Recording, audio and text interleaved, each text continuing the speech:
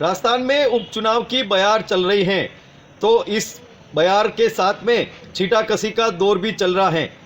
जिस तरह से मुख्यमंत्री अशोक गहलोत प्रधानमंत्री मोदी पर वार कर रहे हैं, तो भारतीय जनता पार्टी के नेता भी पीछे नहीं हैं। ऐसा ही एक मामला सामने आया जिसमें पूर्व मंत्री एवं कोटा रामगंज मंडी के विधायक मदन दिलावर ने राजसमंद में उपचुनाव की तैयारियों के तहत भारतीय जनता पार्टी युवा मोर्चा के आयोजन में भूतपूर्व प्रधानमंत्री जवाहरलाल नेहरू को लेकर विवादित बयान दिया। क्या कहा मदन दिलावर ने और प्रतिक्रिया स्वरूप क्या कहा डॉक्टर गिरिजा व्यास ने, देखिए हमारे साथ ये खास खबर। राजसमंद विधानसभा उपचुनाव की तैयारियों के तहत युवा मोर्चा का ये आयोजन हो रहा था चंद्रशेखर आज़ाद की जन्म जयंती के अवसर पर युवा सम्मेलन के रूप में, लेकिन पूर्व मंत्री मदन दिलावर ने ऐसा क्या बोल दिया इस आयोजन में, जिस पर पूरे राजस्थान प्रदेश ही नहीं बल्कि पूरे देश की राजनीति में बवाल मचा दिया। मदन दिलावर के मूल भाषण सुनने के पहले उन्होंने प्रेस में दिए वक्तव्य में क्या कहा, वो पहले आप देखें। आरोप तो कांग्रेस का पुराना काम है। ये तो जानबूझ के, आपको पता होगा इनका नींव कहाँ से रखी गई है। जवाहरलाल नेहरू इस कांग्रेस के पूर्वज रहे हैं। प्रसिद्ध क्रांतिकारी चंद्रशेखर आज़ाद जब क्रांतिकारी गतिविधियाँ कर रहे थे और जब उनको पैसे की ज़रूरत पड़ी तो पंडित जवाहरलाल नेहरू के पास इसलिए गए थे कि वो भी देश को आज़ाद कराना चाहते हैं, चलते वो सहयोग करेंगे। वो 1200 रुपये की ज़रूरत थी। पंडित जवाहरलाल नेहरू जी के पास चंद्रशेखर आज़ाद जी पहुँचे। उन्होंने आश्वासन दिया कि आप पार्क में बैठिए, अभी मैं व्यवस्था करता हूँ। उन्हें व्यवस्था ये की अंग्रेज पुलिस को सूचना की कि जिसको तुम ढूंढ रहे हो आतंकवादी चंद्रशेखर आज़ाद पार्क में बैठा हुआ है। और अंग्रेज पुलिस आई, उन्हें गोलियां चलाई। बदले में चंद्रशेखर आज़ाद ने भी गोलियां चलाई, 3 पुलिस वालों को मार दिया। और जब गोलियां उन पास नहीं बची, यानी लास्ट गोली बची, और जब लगा कि मैं मारा जाऊंगा, तो वो अंग्रेज़ों के हाथ तो नहीं मारे जाना चाहते थे, इसलिए खुद के कनेक्टी पे उन्होंने अपनी आप को गोली लगाकर मार लिया है। तो आपका आरोप है पंडित नेहरू मेरा आरोप सीधा है कि कांग्रेस के बड़े नेता जो बाद में प्रधानमंत्री भी बने, उन्होंने चंद्रशेखर आज़ाद की योजना पूर्वक हत्या करवाई थी। क्या कहना है आपका? इस पर क्या कह सकते हैं, अफसोस व्यक्त कर सकते हैं, थोड़ा क्रोध हो सकता है। जो व्यक्ति न केवल आरोपों के जरिए जो चुनाव संहिता होती है उसकी तो तोड़ ही रहा है, लेकिन इतिहास के साथ छेड़छाड़ कर रहा है। नेहरू जी के सीधे आरोप लगा करके उन्हें हत्यारा बता रहा है। ऐसे व्यक्ति के खिलाफ मैं तो चाहूँगी कि पुलिस को सो मोटो एक्शन लेना चाहिए और इस प्रकार के व्यक्ति के खिलाफ कार्रवाई की जानी चाहिए। चुनाव होते हैं और चुनाव के बाद हम लोग वापस प्रजातंत्र के उसमें लग जाते हैं, एक पक्ष हारता है एक जीतता है, लेकिन इसका अर्थ ये नहीं हुआ कि चुनाव प्रक्रिया के दौरान या चुनाव के दौरान या चुनाव के पहले या बाद में भी इस प्रकार के शब्द बोल करके और इस तरह के वाक्यों का प्रयोग करके किसी पर इस तरह के आरोप लगा करके कोई व्यक्ति जीत सकता है क्या? मुझे आश्चर्य हो कि उनकी अंतरात्मा ने इस तरह के बोलने के लिए उनको कैसे मुक्त किया। दिलावर जी के संबंध में मुझे कुछ नहीं कहना, सारी दुनिया जानती है कि वे किस प्रकार के व्यक्ति हैं और किस प्रकार के शब्दों का प्रयोग करते हैं। लेकिन एक पूर्व मंत्री, एक विधायक, उससे ये सुनना कभी भी हमने सोचा तक नहीं था। न केवल शोभा देता है बल्कि ये कानून के खिलाफ भी है, आपत्तिजनक भी है और इसके खिलाफ कार्रवाई होनी चाहिए। व्यक्तित्व कैसा था पंडित नेहरू का? पंडित नेहरू का जो व्यक्तित्व था वो अपने आप में सबको ढांक करके रखता था। आज एक तरफ ये लोग कहते हैं कि पंडित नेहरू ने अगुवाई करके, सारी दुनिया कहती है, सारा वर्ल्ड कहता है, और जिस तरह की कुर्बानी उन्होंने आर्थिक रूप से, सामाजिक रूप से, पारिवारिक रूप से और फिर स्वयं आज़ादी के बाद प्रधानमंत्री बन करके एक एक तिल भर वो मर करके इस देश की बैदूदी के लिए प्लानिंग कमीशन इस तरह की चीज़ों को लेकर के आए ताकि देश ऊंचाइयों तक पहुंच सके। आज़ादी की जंग के दौरान उनकी पत्नी का देहांत कहाँ हुआ सबको मालूम है। वे जेल में थे, बेटी पढ़ नहीं पाई, बेटी को छोड़ करके आना पड़ा, बेटी को संभालना पड़ा, इकलौती बेटी को तक को नहीं देख पाए। और उनके पिता ने जितनी कुर्बानी की थी, जिनके कपड़े विलास से धुल करके आया करते थे, उन्होंने अपना सर्वस्व, उनका जो आनंद भवन था वो तक उन्होंने समर्पित कर दिया, दान दे दिया। ऐसे व्यक्ति के ऊपर इस प्रकार के लांछन लगाना कि एक क्रांतिकारी को, और क्रांतिकारी क्यों कहूँ मैं, तो क्योंकि आज़ादी की जंग लड़ने वाले चंद्रशेखर जी हमारे पूर्वज थे, उनकी हम लोग सब, कांग्रेस भी उनकी जयंती भी मनाती है, सब कुछ करती है। और ऐसे व्यक्ति पे नेहरू जी के खिलाफ इस प्रकार के आरोप लगा करके वो क्या कहना चाहते हैं, इसलिए मैंने कहा कि इसको अपराध मान करके उनके इस कथन को न केवल चुनाव के दौरान कहा गया, केवल कुछ वाक्य नहीं है, सेंटेंस नहीं है, ये केवल वक्तव्य नहीं है, बल्कि ये आपराधिक प्रक्रिया है और इसके खिलाफ कार्रवाई होनी चाहिए।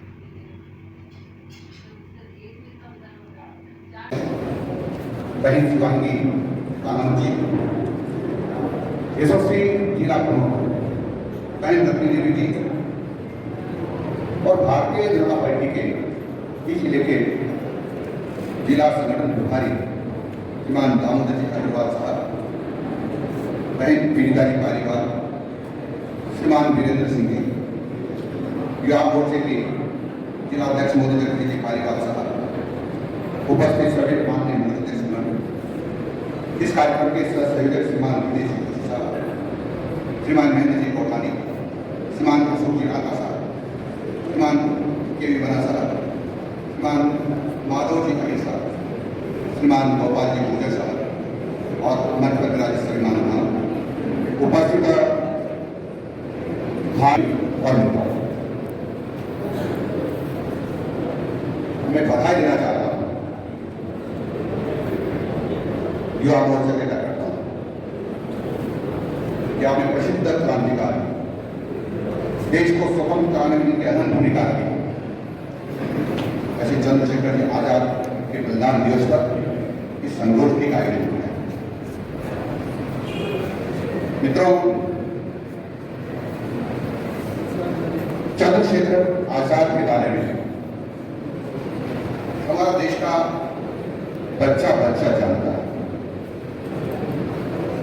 इनकी गाथाएं, चर्चाएं और दंत कथाएं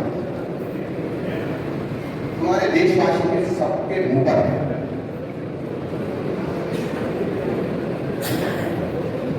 क्रांतिकारियों से संपर्क होने के कारण, जैसा मेरे पूर्व वक्ता ने बताया, इनको गिरफ्तार करके अंग्रेज न्यायाधीश के सामने प्रस्तुत किया।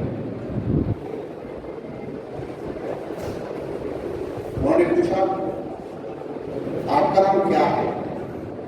आजाद। पिताजी का नाम क्या है? स्वतंत्रता। पता क्या है? जेल। उससे गुस्सा हो रहा है। ये पहले मेरे पूर्व का पता चले में बोला रहा,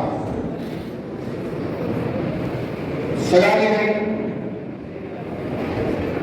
गोली मार दी। 15 साल के युवक के ऊपर पूरी ताकत के साथ अंग्रेजों ने कोड़े बरसाए। हर कोड़े के साथ उनकी चमड़ी जोड़ के आती थी।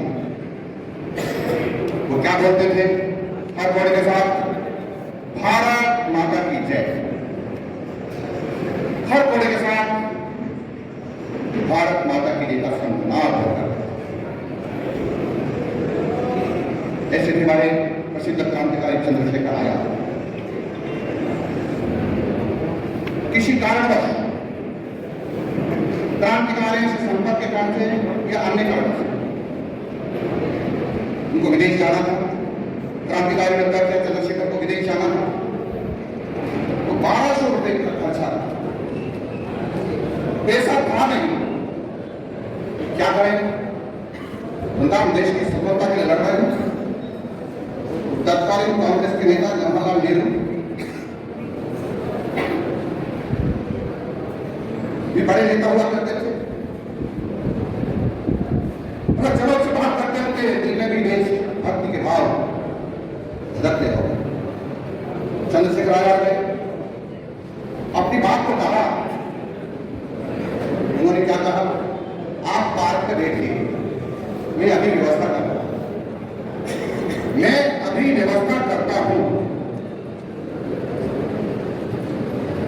उन्होंने क्या की, तुरंत तत्कालीन अंग्रेज सरकार के पुलिस के अधिकारी को बताया अमित चंद्रशेखर आजाद इतने बजे तक इस पार्क में बैठा हुआ है। जो है सूचना मिली पुलिस को, पुलिस आई, चारों तरफ से घेरा, चंद्रशेखर तो अपने आप को गिरा, देख उन्होंने गोले चलाना प्रारंभ किया, 3 पुलिस अधिकारी को ढेर कर दिया। जब अपनी बंदूक में गोलियां नहीं बची तो अपने खुद को गोली मारनी, क्योंकि वो जिंदा अंग्रेजों के हवाले होना नहीं चाहते थे, पकड़ में आना नहीं चाहते थे, और उन्होंने इस प्रकार का बोले अपनी बात को कहा हुआ। मित्रों, हमारे देश के प्रसिद्ध क्रांतिकारी की हत्या का कारण कौन बना? कांग्रेस का बहुत बड़ा नेता पंडित जवाहरलाल नेहरू। इस बात को भी दोहरा रहा हूं, चंद्रशेखर आजाद की हत्या करवाने में अहम भूमिका थी पंडित जवाहरलाल नेहरू की, और उनको मरवाए ये चंद्रशेखर आजाद की हत्या की दोषी कांग्रेस, और कांग्रेस ने चंद्रशेखर आजाद की हत्या की। मित्रों,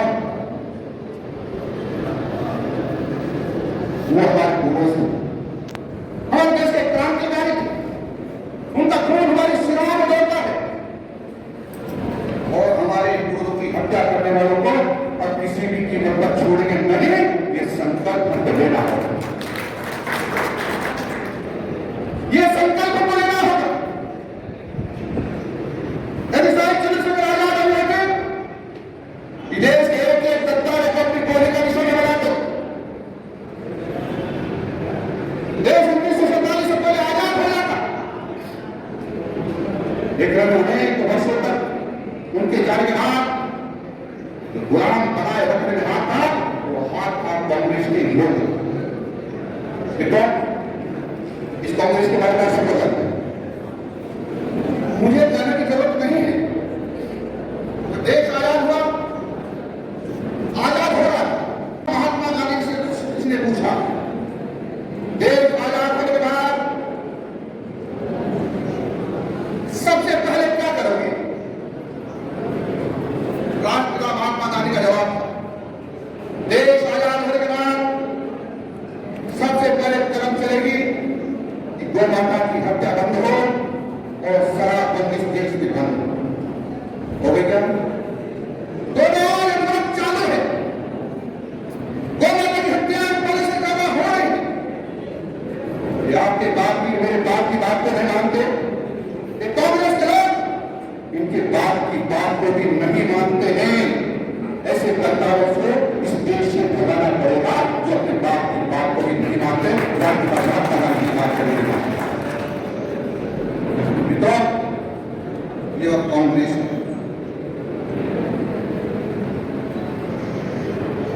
इस देश में आंदोलन चला था, गौ हत्या बंदी, देश को हजारों संत और हजारों गोभक्त दिल्ली की संसद को घेरने गए थे 1968। 400 संतों की गोलियों से फोन करके कांग्रेस ने हमारे संतों की हत्या कर दी। कांग्रेस संतों की हत्या नहीं मिले जिसको कभी बख्शा जाना नहीं चाहिए। तो ये कांग्रेस यही नहीं हुई,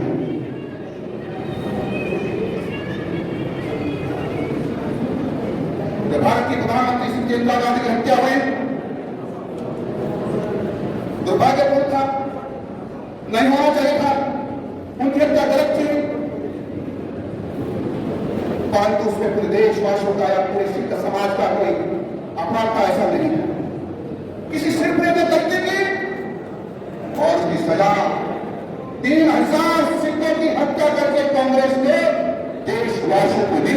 ये सिखों के हत्यारे हैं, इस देश के लोगों के हत्यारे हैं, हमारे मित्रों के हत्यारे, हमारे बंधुओं के हत्यारे हैं, तो 3000 10,000 सिखों की हत्या की।